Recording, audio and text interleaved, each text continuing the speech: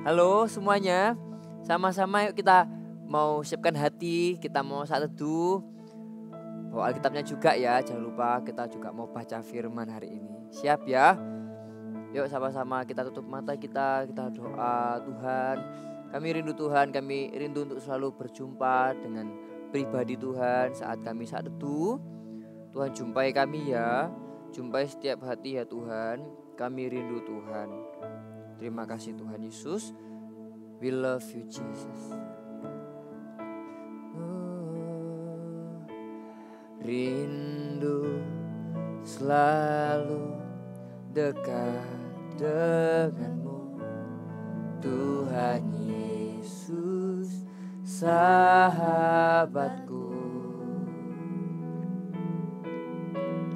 Engkau setia dan sangat baik, ku hidup karena kasih-Mu. Tuhan Yesus, ku rindu padamu.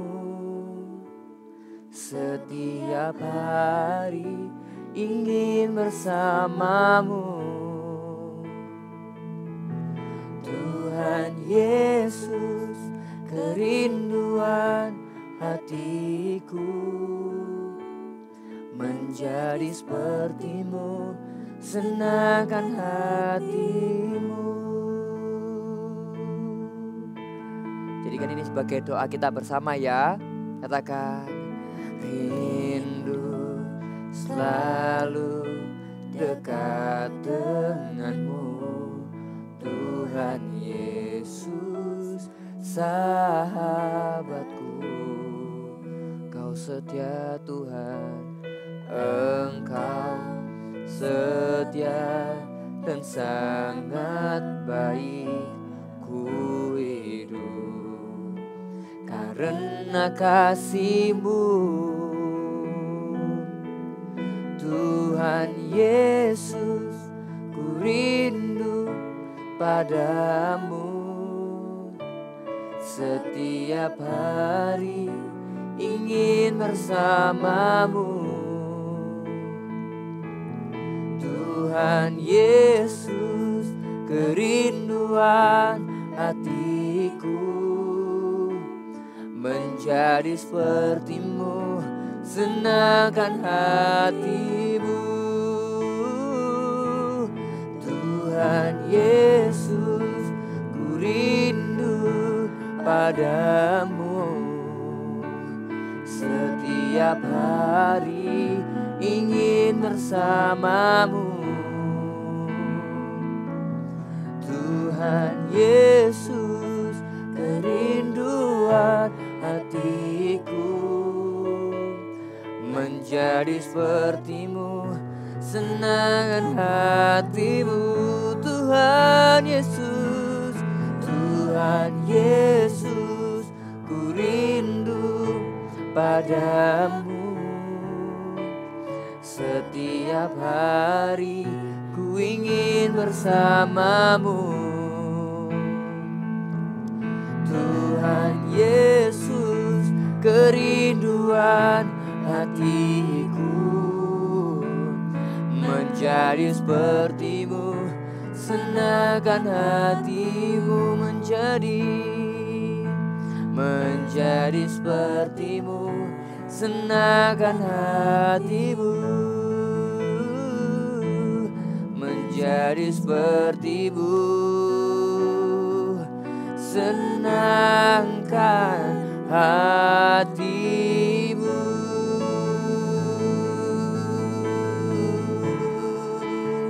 Oh, kami rindu kepadamu Tuhan, kami sungguh ingin Engkau, kami rindukan pribadi-Mu. Biar hadirat-Mu menjamah melawat setiap kami. Kami mengasihi-Mu ya Tuhan. Biar Kau hadir menjamah melawat memulihkan, menyembuhkan setiap kami. Hadirat-Mu ya Tuhan. Hiramaya Ramaya Sekaramaya Ramakaralaya Ramaya Sekaranaya Nanana. Oh Ramakaralaya Ramakaralaya Ralaya Ralaya Ralaya Nanaya Nanamakaramamu. Hiralaya Ralaya Ralaya Ramaya Se. Tuhan Yesus, Tuhan Yesus, ku rindu padamu. Setiap hari ingin bersamamu. Tuhan Yesus, kerinduan hatiku menjadi sepertimu. Senangkan hatimu menjadi sepertimu. Senangkan hatimu menjadi sepertimu. Senangkan hatimu.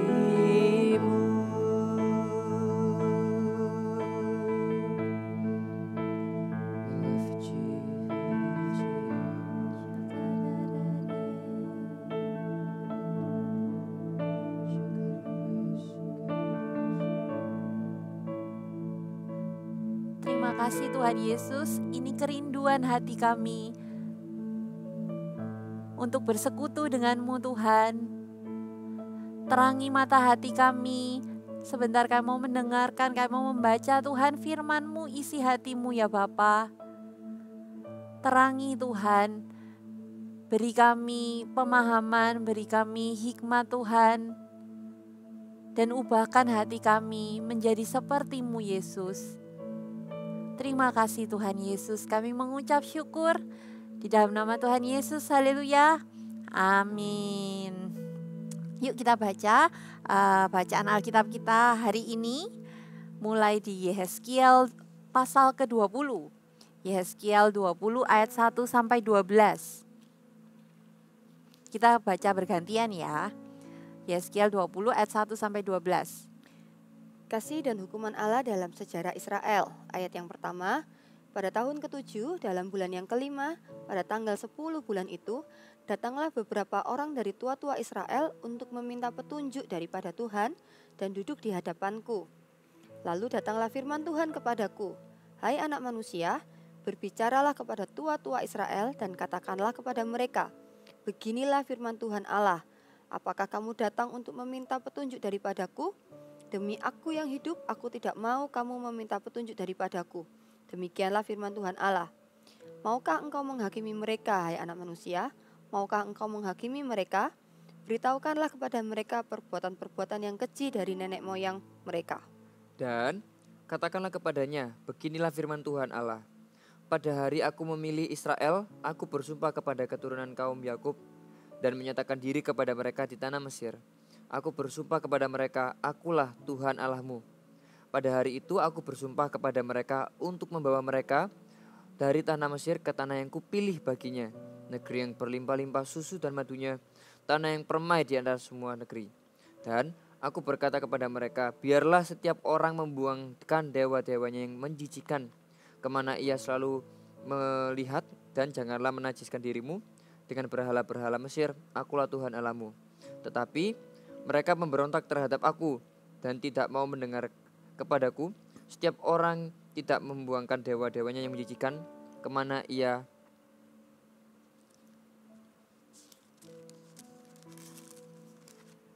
selalu melihat, dan tidak meninggalkan berhala-berhala Mesir,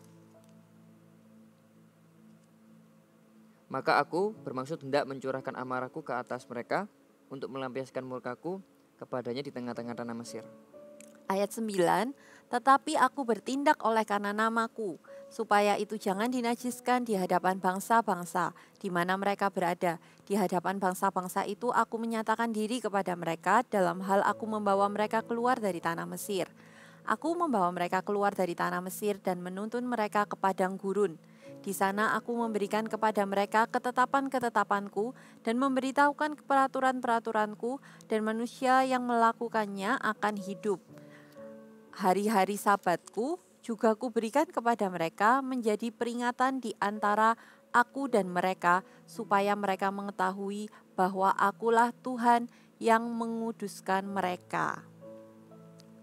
Ya, jadi highlightnya di ayat 12 ini, di mana Tuhan berkata bahwa Tuhan memberikan kepada mereka bangsa Israel menjadi peringatan antara Tuhan dengan bangsa itu, supaya mereka mengetahui bahwa akulah Tuhan yang menguduskan mereka. Hari Sabat itu apa sih? Mungkin waktu kita bilang hari Sabat, yang muncul di pikiran kita, oh hari Sabat itu hari Minggu, harinya kita ke gereja, harinya Tuhan.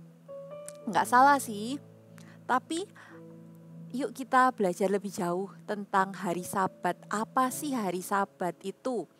Tahukah hari Sabat yang pertama itu waktu Tuhan menciptakan, proses penciptaan itu di hari yang pertama sampai yang ke-6, Tuhan itu menciptakan segala sesuatunya. Lalu di hari yang ke-7 dikatakan di Kejadian bahwa Allah berhenti dan menguduskan hari itu. Itulah hari Sabat, di mana hari berhenti, hari peristirahatan. Kalau kita bilang hari Sabat dalam bahasa aslinya itu ternyata artinya istirahat atau berhenti bekerja. Wah asik dong kalau gitu Kak. Hari Sabat, hari Minggu itu harinya aku mainan seharian, harinya aku nggak ngerjain PR, nggak ngerjain tugas apa-apa. Iya sih, kita berhenti dari segala rutinitas kita, tapi jangan habiskan hari Sabat kita bermain sepanjang hari. Karena yang dimaksudkan Tuhan memberikan hari Sabat itu, Tuhan itu punya maksud. Hari Sabat yang Tuhan berikan kepada kita semua itu untuk kebaikan kita. Ada sesuatu berkat di balik hari Sabat. Waktu kita berhenti, Tuhan itu ingin hari Sabat itu hari yang kita mengutamakan Tuhan, hari di mana kita memprioritaskan Tuhan, hari di mana kita berhenti dan kita ingat kebaikan Tuhan. Dan waktu kita benar-benar menggunakan hari Sabat kita dengan baik, dengan benar, ada berkat di baliknya, ada kelegaan, ada damai sejahtera. Kalau kita habiskan waktu hari Sabat kita itu hanya untuk bermain seharian, mungkin kita berpikir, wah istirahat, wah hari istirahat itu kan ya harinya mainan, boleh mainan sepanjang hari. Tapi waktu selesai mainan, puasnya itu cuma waktu kalian mainan, waktu kita mainan. Terus setelah itu kosong, setelah itu kita kepikirannya, wah next episode, next kepikirannya pengen main lagi. Tapi di dalam hati itu enggak ada kelegaan yang sebenarnya Tuhan ingin berikan di balik berkatnya hari Sabat. Waktu hari Sabat itu kita pakai benar-benar mencari wajah Tuhan, benar-benar mengutamakan Tuhan. Percayalah hati kita itu bisa yang mungkin kita sudah lagi kesel atau lagi sumpek dalam minggu itu, kita itu diberikan kelegaan. Kita itu diberikan damai sejahtera, sukacita. Waktu besoknya hari Senin kita balik sekolah, hati kita itu penuh dengan kasih. Kita ketemu sama teman kita itu bakalan penuh dengan kasih. Nah, memang salah satunya hari Sabat itulah kenapa kalau hari Minggu itu atau hari Sabtu ya, kita ke gereja, kita beribadah. Salah satunya waktu kita beribadah, beribadahlah kepada Tuhan dengan sungguh-sungguh. Beribadahlah benar-benar mencari wajah Tuhan. Kenapa sih ada ibadah? Ibadah itu benar-benar dikhususkan. Gereja ini dikhususkan. Ada orang-orang yang melayani, dipersiapkan dengan benar. Supaya kenapa? Supaya kita bisa beribadah, ketemu sama Tuhan dengan baik. Kenapa kita ketemu sama Tuhan? Benar-benar waktu kita ketemu sama Tuhan, benar-benar itulah yang kita cari. Kalau lagi yang pertama kita lagi memuji menyembah Tuhan, memuji dan menyembah Tuhan dengan segenap hati. Kalau melompatlah dengan segenap hati, memuji Tuhan. Kalau waktunya dengar firman, ayo benar-benar dengarkan firman Tuhan. Jangan ngobrol sama teman kita. Mungkin kita ke gereja, senang ke gereja karena temannya banyak. Tapi alasan utama kita ke gereja itu kita mau ketemu Tuhan. Dengarkan firman Tuhan. Lalu waktunya memberi persembahan. Berikan persembahan dengan hormat, dengan kerinduan. Kalau dikasih amplop persembahan, jangan dilipat-lipat, jangan dicoret-coret. Karena itu adalah sesuatu yang kita mau berikan kepada Tuhan. Berikan dengan hati yang terbaik. Itulah maknanya hari Sabat. Hari yang dikhususkan untuk Tuhan. Boleh sih kita hari Sabat itu hari istirahat, kita jalan-jalan sama papa mama. Tapi waktu jalan-jalan sama papa mama jangan mainan HP sendiri juga. Benar-benar luangkan waktu bersama keluarga. Kalau kita mengutamakan Tuhan itu bukan cuma waktu pada saat kita di gereja, tapi sepanjang hari itu kita mau berikan untuk Tuhan. Jadi waktu kita jalan-jalan pun kita akan berpikir, jalan-jalan ini sama keluarga apa ya yang bisa aku kasih buat Tuhan. Aku mau menabur kasih apa ya sama papa mama sama keluarga. Itulah maknanya hari Sabat. Kuduskanlah hari Sabat, perintah Tuhan. Karena bukan itu perintah, tapi karena Tuhan sayang sama kita. Ada berkat di balik hari Sabat. Hari Sabat diberikan untuk kebaikan kita. Yuk sama-sama kita lipat tangan, kita bilang sama Tuhan, Tuhan Yesus, terima kasih buat firman-Mu yang mengingatkan kami tentang pentingnya hari Sabat.